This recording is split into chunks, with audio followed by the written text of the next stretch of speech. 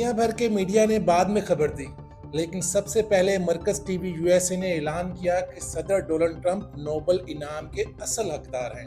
और फिर अलास्का में पुतिन के साथ उनकी तारीखी मुलाकात ने दुनिया को ये सोचने पर मजबूर कर दिया कि अमन का दूसरा नाम शायद ट्रंप ही है। दुनिया ने सोचा ही नहीं था कि अलास्का का एक बर्फ से ढका हुआ शहर एनकरेज आलमी सियासत के सबसे बड़े फैसले का मरकज बन जाएगा। एक तरफ अमेरिका का सदर डोनाल्ड ट्रंप, दूसरी तरफ रूस का ताकतवर सदर व्लादिमीर पुतिन। दोनों के दरमियान वो मुलाकात जिसके बारे में कहा जा रहा था कि ये ना सिर्फ यूक्रेन की जंग का नक्शा बदल सकती है, बल्कि आलमी सियासत के नए दौर का आगाज भी साबित हो सकती है। ये मुलाकात सिर्फ दो रहनुमाओं के दरमियान नहीं थी, ये ताकत और अमन के दरमियान एक मुकाबला था। सवाल ये था कि दुनिया जंग के शोर में अमन की कोई नई आवाज़ सुन पाएगी, और अगर सुन पाएगी तो उसके पीछे सबसे बड़ा किरदार किसका होगा।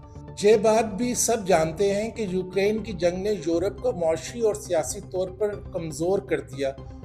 लाखों लोग बेघर हुए, हजारों जानें गईं और दुनिया भर की मईशत पर इस जंग के बादल छा गए। इस सब के बावजूद जब एनकरेज में ट्रंप और पुतिन आमने सामने बैठे तो दुनिया भर के तजियाकारों ने कहना शुरू कर दिया कि ये मुलाकात कुछ ना कुछ बदल कर जाएगी।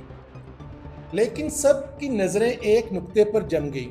यूक्रेन कहाँ है, ज़ेलेंस्की कहाँ है। मगरबी रहनुमाओं ने शोर मचाया कि अगर असल फरीक मेज़ पर नहीं है तो ये सब किसके लिए है। ज़ेलेंस्की ने खुद कहा कि यूक्रेन के बगैर अमन का कोई भी मुआहदा बेईमानी होगा, लेकिन ट्रंप ने कहा अमन ताकत से आता है, कमजोरी से नहीं। ये जुमला सीधा मगरब की तरफ इशारा लग रहा था। यहाँ से कहानी का दूसरा रुख शुरू होता है जब मरकज टीवी यूएसए ने ऐलान किया कि सदर ट्रंप नोबेल इनाम के असल उम्मीदवार हैं। तो पहले तो लोगों ने इसे एक खबर समझा, लेकिन फिर हालात ऐसे पलटे कि ये ऐलान पूरी दुनिया में मौजूए बहस बन गया। एक एक करके ममालिक सामने आए।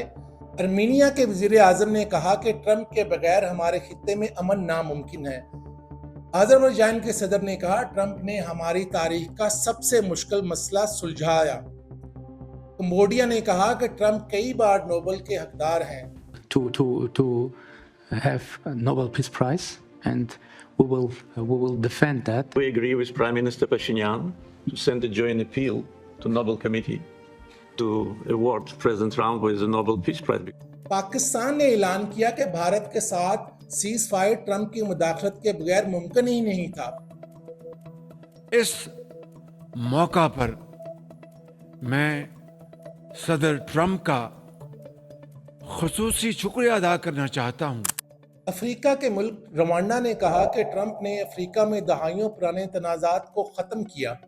सोचने की बात यह है कि इतने मुख्तलिफ खित्तों के ममालिक जो एक दूसरे से भी इख्तलाफ रखते हैं, वो सब एक ही लीडर को क्यों नोबेल का हकदार मान रहे हैं।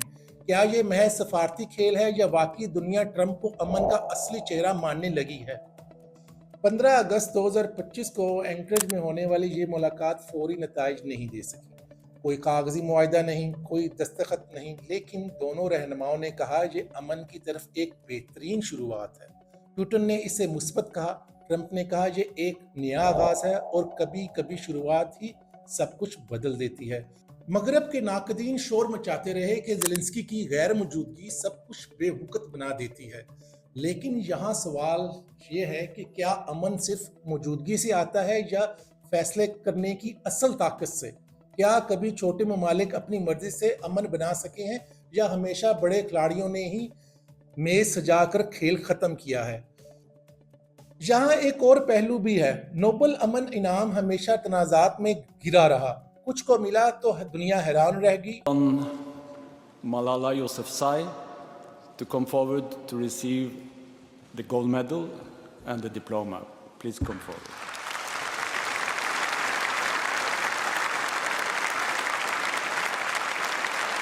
कुछ को नहीं मिला तो एहतजाज हुआ।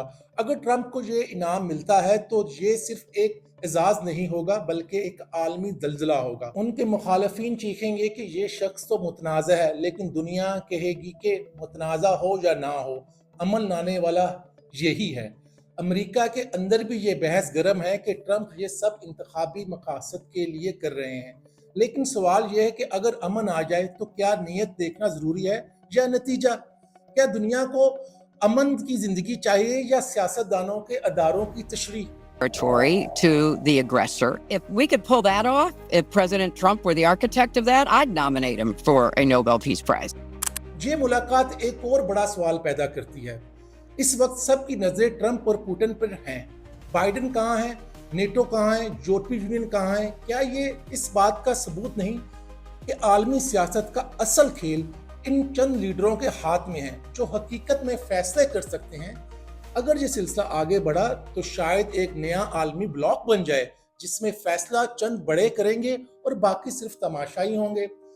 اگر یہ ملاقات کسی معاہدے میں بدلتی ہے تو یوکرین کی جنگ ختم ہو سکتی ہے، یورپ سکون کا سانس لے سکتا ہے، لیکن اگر یہ سب دکھاوا نکلا تو یہ تاریخ کا سب سے بڑا سیاسی شو ہوگا۔ یہ ایک شو جس پر ناقدین کہیں گے کہ ٹرمپ نے سب کو بیوقوف بنایا، مگر حامی کہیں گے کم سے کم انہوں نے کوشش تو کی۔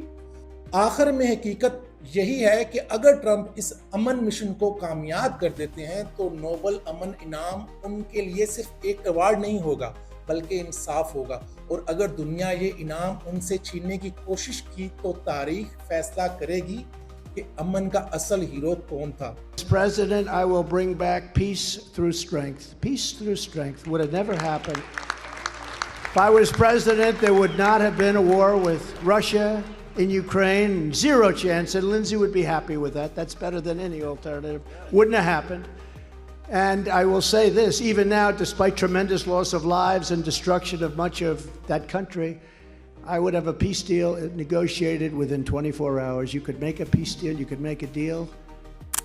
آپ کیا سمجھتے ہیں؟ کیا صدر ڈونلڈ ٹرمپ واقعی امن کا دوسرا نام ہے یا یہ سب سیاست ہے؟ اپنی رائے کمنٹس میں دیں اور چینل کو سبسکرائب کریں کیونکہ یہ کہانی ابھی ختم نہیں ہوئی۔